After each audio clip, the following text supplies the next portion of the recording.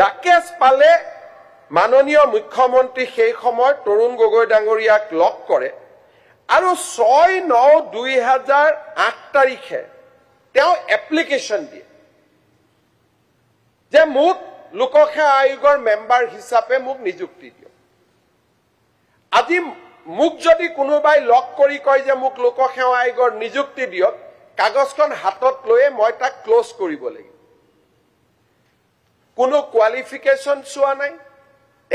তেওঁৰ বেকগ্ৰাউণ্ড চোৱা নাই আৰু তেওঁ এপ্লিকেশ্যনখনত লিখি দিলে যে I am a senior advocate of Guwahati high আৰু মাননীয় মুখ্যমন্ত্ৰী তৰুণ গগৈ ডাঙৰীয়াই কাগজখনৰ ওপৰত লিখি দিলে may be consider this is born out of records যিখিনি নেকি কমিশনে ৰেকৰ্ডৰ কাগজত বিচাৰি পাইছে ইয়াৰ পিছত এই যেটো নিযুক্তি তেখেতক লিখি দিয়াৰ পিছত সেই কাগজখন ইমিডিয়েটলি ফাইলত প্ৰসেস হৈ আহে আৰু তৎপৰতাৰে মে বি কনসিডাৰ্ড বুলি লিখা চিঠিখনৰ ওপৰতে আমাৰ আপোনালোকে যদি লক্ষ্য কৰে যে 6/9/2008 ৰাকেশ পালে এপ্লিকেশ্যন দিছে and 30/9/2008 in a gap of 24 days file তলৰ পৰাও আহিলে মুখ্যমন্ত্ৰী তাতো গল ফাইল গভৰ্ণৰ তাতো গল আৰু তেওঁৰ এপইন্টমেন্ট লেটাৰ 39/2008 ওলাই গল আৰু কোনেও এবাৰলৈকে খবৰো নকৰিলে যে হুৱেডাৰ ৰাকেশ পালি যে সিনিয়ৰ এডভোকেট অফ গুৱাহাটী হাইকোৰ্টৰ ন পিছত ওলালে যে তেওঁ হাইকোৰ্টৰ সিনিয়ৰ এডভোকেট নহয় তেওঁ নটাৰী পাব্লিক হে আছিল তাৰমানে কংগ্ৰেছ চৰকাৰখন কেনেকে চলিছিল 6 তাৰিখে মই আবেদন কৰিলো মোক নিযুক্তি দিয়ক মই মে বি কনসিডাৰ্ড লিখিলো ততাতৈয়াকৈ সেই নিযুক্তি প্ৰসেস হল আৰু মানুহজনৰ নিযুক্তি হৈ গল ঠিক আছে সদস্য হিচাপে তেওঁ নিযুক্তিৰ যেটো ব্যৱস্থা সেই ব্যৱস্থাত ৰাকেশ পালে আবেদন কৰিলে তৰুণ গগৈ ডাঙৰীয়া মুখ্যমন্ত্ৰী দায়িত্বত আছিল তেখেতে লিখি দিলে নিযুক্তি হল 5 বছৰ লোকসেৱা আয়োগ চলিলে 8 পৰা 5 বছৰ ধুনিয়াকৈ চলিলে তাত কি আছিল কেনেকে চলাইছিলে সৰকাৰৰ লগতটো ফিডবেক থাকিবই লাগে যে এজন মানুহে কেনেকে চলাইছে কেনেকে চলোৱা নাই 2013 তাৰিখে এইবাৰ ৰাকেশ পালে আবেদন কৰা নাই এইবাৰ তৰুণ গগৈ ডাঙৰীয়াই নিজে এটা নোট লিখিল মুখ্য সচিবলৈকে যে চেয়াৰম্যান পদটো খালি আছে আৰু আপোনালোকে ইমিডিয়েটলি ৰাকেশ পালক চেয়াৰম্যান হিচাপে নিযুক্তি দিয়ক আগৰবাৰ আহিছিল এখন এপ্লিকেশ্যনৰ ভিত্তিত ৰাকেশ পালে আবেদন কৰিলে মুখ্যমন্ত্ৰী তৰুণ গগৈ ডাঙৰীয়া লিখি দিলে মে বি কনসিডাৰ্ড সেই ফাইলটো আকৌ তেওঁৰ ওচৰলৈকে আহিলে আৰু this department was looked after by ex chief minister Tarun Gogoi ইয়াত কোনো কেবিনেট মন্ত্ৰী সেই সময়ত নাছিল ৰাজ্যিক মন্ত্ৰীও নাছিল দ্যাট ৱাজ হিজ ডিপাৰ্টমেন্ট তাৰ মাজত কোনো নাছিল তেখেতৰ পৰামৰ্শত ৰাকেশ পালৰ নিযুক্তি গভৰ্ণৰ ডাঙৰীয়াই কৰিলে নিযুক্তি হল 2008 পৰা 13 লৈকে ব্ৰহ্মপুত্ৰ দি বহুত পানী বাগৰি গল এইবাৰ এপ্লিকেশ্যন দিয়াৰো প্ৰয়োজন নহল এইবাৰ মুখ্যমন্ত্ৰী তৰুণ গগৈ ডাঙৰীয়াই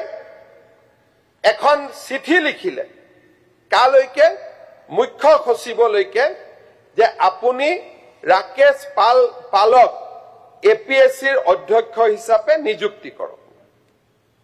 অধ্যক্ষ মহোদয় মুখ্য সচিবে মুখ্যমন্ত্ৰীক জনালে যে আমি ৰাকেশ পালক যদি নিযুক্তি কৰিব লাগে the terms of reference has to be finalized. Karon kiyo? APSC member aru chairman দুটা বেলেগ পোস্ট নে একেটাই পোস্ট তার উপর ডিবেট আছে বিভিন্ন হাইকোৰ্টৰ অৰ্ডাৰ আছে যে এজন এপিএসসি মেম্বাৰ হবৰ কাৰণে 5 years or 62 years 10 বছৰ কাৰ্যকাল পাব পাৰিব তেনেকুৱা কতো ব্যৱস্থা নাছিলে অৰ্থাৎ মই যদি মেম্বাৰ এজনক চেয়াৰম্যানও কৰো তেতিয়ালে ৰেচিডুৰি পিৰিয়ডটোৰ কাৰণেহে তেওঁ চেয়াৰম্যান হ'ব পাৰে তামনে 4.5 বছৰ মই মেম্বাৰ হলো তাৰ পিছত মই চেয়াৰম্যান হম I can be chairman only for 6 months. এই কথাটো যেতিয়া লিখিলে তেতিয়া ফাইল চলিলে